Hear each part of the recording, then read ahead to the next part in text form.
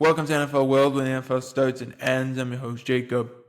And I would have started this video last week, but I wanted to get all the news out, which only came out yesterday.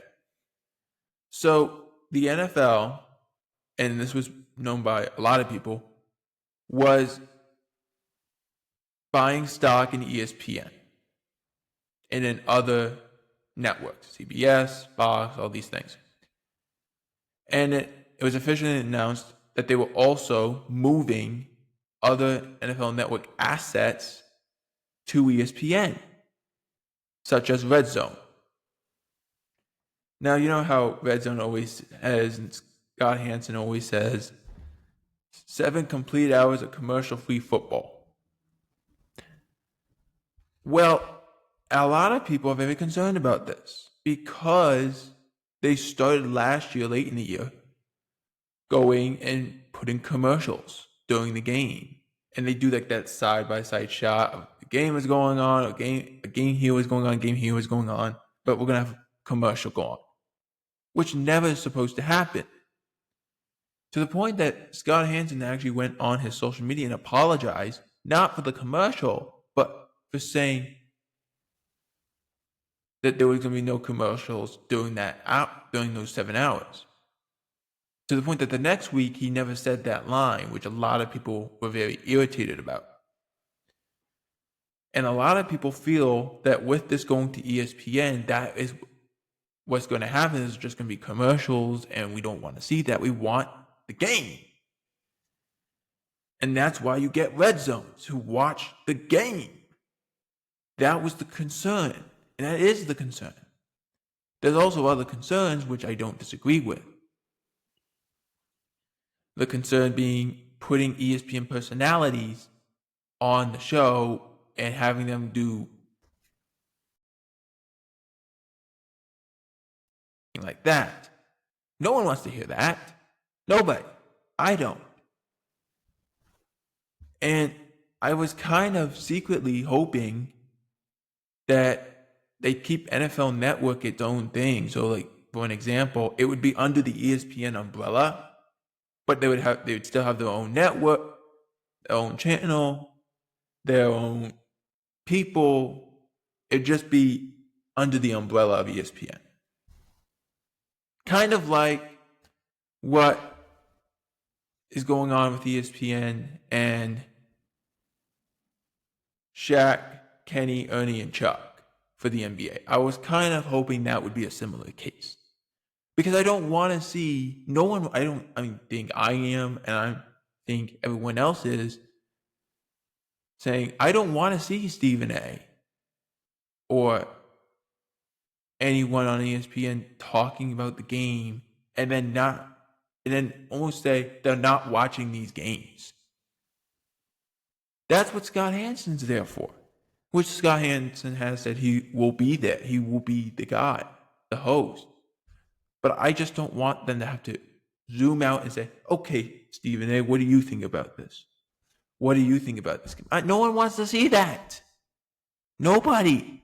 We just want to watch the game. We want to watch the game and have people who actually know how to talk about the sport, talk about the sport. Not somebody who is over here, over there, over here, over there, talking about politics, talking about sports, talking about his radio show, talking about this, talking about that. We don't care. We do not care about that. We're focused on a week-to-week basis of the players we want to watch, the teams we want to watch, and the actual outcome of how the NFL landscape will be week in and week out. That's what we want. We're never going to change that. So I think a lot of people, including myself, are like, I don't want to watch that. I don't want to watch that. And I think this really comes off the idea of when we said a few months ago about how YouTube TV got NFL Sunday Ticket and why ESPN didn't and why Apple didn't and why these other places didn't. It's because they didn't want a certain price. They wanted to price it out themselves. That's the reason they did it. That's the reason the NFL said, no, we're going to put it on YouTube TV so we can actually fix the price a certain way. And that's what they did. And it keeps going up in prices as we see it all the time. But they also want to start giving ESPN. We've said this before on this channel, but I'll say what I've said even privately to my family about this. ESPN's a dying ship. It's a ship that's going down. NFL is trying to save it. The NBA is trying to save it. Will it actually save it? I have no idea. Because really, one of the things Roger Goodell did say was, we're not trying to battle with the NBA. We're trying to battle with Google and Apple and YouTube and all these things. Which makes sense. Which is why I don't understand why you don't want to hook yourself to that ship. The battle of hooking yourself to Apple, to YouTube, to Google, to all these things, you should want to do as an organization. Why hook it to ESPN? And if they do this, why are they willing? Like, I don't think they're willing to get rid of anyone on that's working network. I don't think they want to get rid of Kurt Warner or Rich Eisen, Mariucci. I don't think they want to get rid of those guys. I think there's a lot of guys that they don't want to get rid of. But at the same time, it's like, you're going to have to. Unless you do what I'm saying, which is you make it an umbrella and saying, okay, they got their own network, we got our own, but we are under the same umbrella. We work for the same company, just you're an NFL network and we're here. Because be honest, it would be like if Fox took their pregame show and said, we are going to move it to CBS. How would anyone feel about that? Everyone would feel terrible about that. Because ESPN can't hold Fox's water and they can't hold CBS's water. CBS can't hold Fox's water. Like, that's Fox, in my opinion, is the best show if you're thinking about having football in a fun way. That's my look at it. And then NFL Network is second to that. And that's not a bad show to be second to at all. Suggesting that that show has gone over 30 years, and your show has gone over 20 years. That's not negative at all. That's it.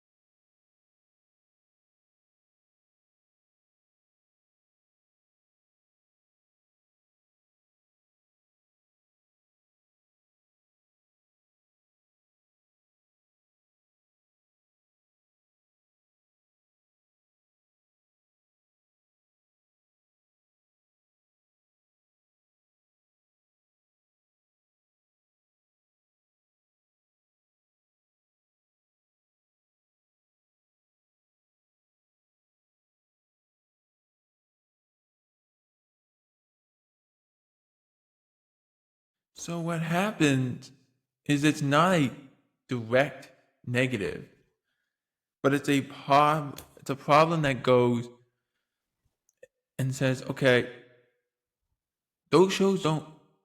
Fox is top show, like I said. NFL Network is second. ESPN and CBS are not even in that same boat. I would have CBS third. But CBS would be fourth if you compare them to NBC. Like, that's how bad this is. It's not that exciting. So I question the reaction of it all. That's all I'm saying. But you get my point. Are they going to be separate? Are they going to be together? How is this going to work? I don't know. I guess they got till this only happens the 2026 season. So this doesn't even happen this year. But it's one of those things of like, okay, when this happens, how does it work? And who stays and who goes?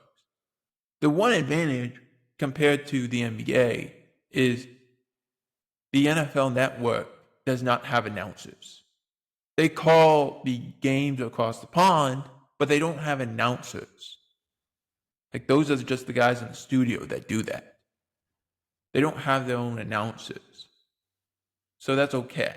You're not losing that. But people are going to lose jobs in this too. So that's a concern for everybody. Also, a thing that hasn't been talked about, and Mike Fisher brought this up. He said this at cowboyscountry.com, and he said this on his YouTube channel at Mike Fisher, or at Fish Sports here on YouTube. And he said the NFL has always said that they've been against betting on games and gambling. Yet, in exchange for the $10 million or the 10% in equity stake in ESPN, ESPN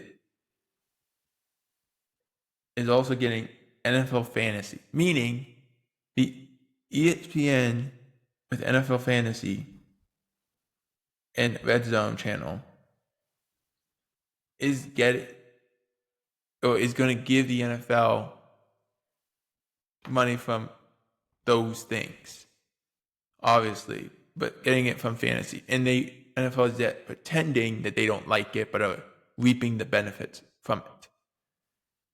That's what I'm trying to say. They're reaping the benefits from the sports gambling, but are saying publicly, we do not condone this.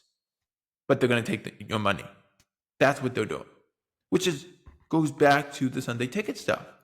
The Sunday ticket price on YouTube TV is extraordinary. It's extraordinary. In fact, we're going to do this in real time, actually. Let me grab this in real time. I want to grab the Sunday ticket price. Yeah.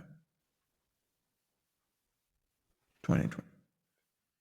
So the Sunday ticket price will cost this year, with the basic YouTube TV plan, $378. If you were using the YouTube Prime Time channels, this would cost you $480. This is an absurd price. That is additional $82 a month with Sunday ticket, almost $83 a month.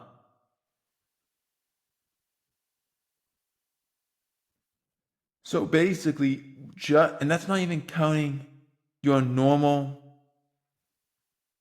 because you got to pay for Sunday ticket as it's secondary. You don't just get it if you get YouTube TV. So therefore, you're not just paying $300 a month. You're paying, or $300. You're paying $400. If you are buying with the prime time, you're paying $500. When you can go on NFL Plus, which I can grab the NFL Plus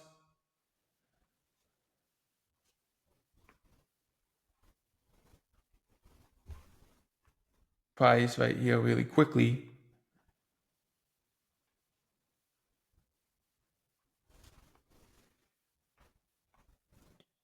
And it's if I remember correctly, it is for the basic plan. If you do a month-to-month basis, it's $7 a month or $50 in a year. So think about it. 50 for the basic plan, I can pay $50 for this, or I could pay $400 for a Sunday ticket with YouTube TV. And if I want the premium version of this, I could pay $14 a month and $90 or $100 per year. That's what I could pay. It's a lot more doable.